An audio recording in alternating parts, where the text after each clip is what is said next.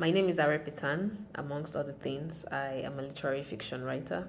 You may wonder what a literary fiction writer is doing at a conference like this, but I believe it's precisely the kind of gathering that's ideal for writers, filmmakers, artists, and other creatives.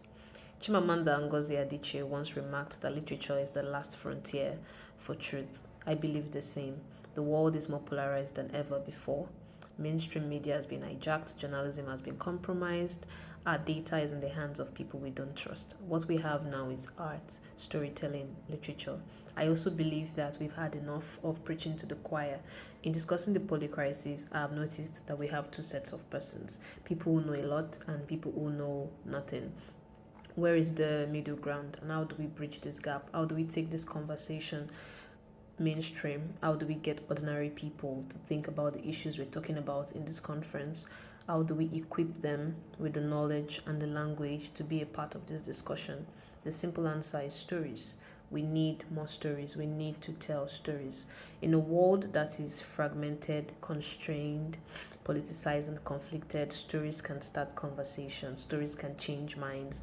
Stories can spark public debate about what should or shouldn't be. With stories, we translate understanding into accessible, motivating narratives.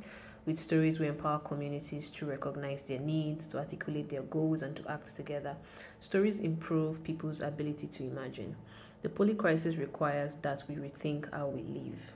Capitalism and other isms have stifled our imagination and repressed our visions of change. Stories can change this by helping people see beyond the status quo, sprouting new beliefs of a better way, a better system. Stories create longing. Stories give people the power to manifest new choices and develop new ways of thinking, knowing, being, and doing. We need more stories. Stories also shift culture. Stories disturb. Stories amplify. Instead of simply nudging behavior change, stories inspire imagination so that new ways of being and doing emerge from new values and concerns. Stories trigger emergent learning. With stories, we expand our collective thinking, we gain a sense of agency and self-efficacy. Stories invite diverse people into the thinking process, into the conversation. Stories remind us of who we are and what we can become. With stories, we influence and give impulses rather than instructions. We create conditions rather than give directions. Lastly, stories facilitate conversations. Stories can spark a more nuanced and holistic and truly representative conversations about the poly crisis. At the very basic level, stories will always have people talking and sharing. Catherine Hayhoe, a champion of the earth awardee, I hope I pronounced that name right, once said that the number one thing we can do is the exact thing that we are not doing. Talk about it. Every conversation is a chance to awaken our hearts, to awaken our democracy, to awaken our ability to look out for one another. So we need to have more conversation. And stories is just the right way to start. With stories, people will let you in, people will want to talk, people will open up their hearts. So what do we do now? We need to make art and we need to support artists. This is just the right time to make art. Just the time to think, what art should I be creating? How can I imbue narrative into what I'm doing? And how do I support storytellers?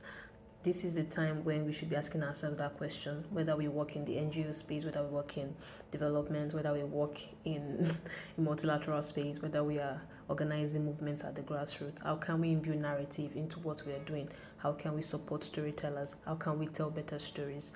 I end my speech with Toni Morrison. She said, "There is no time for despair, no place for self-pity, no need for silence, no room for fear. We speak, we write, we do language. That is how civilizations heal. I know the world is bruised and bleeding, and though it is important not to ignore its pain, it is also critical to refuse to succumb to its malevolence. Like failure, chaos contains information that can lead to knowledge, even wisdom, like art." Thank you very much.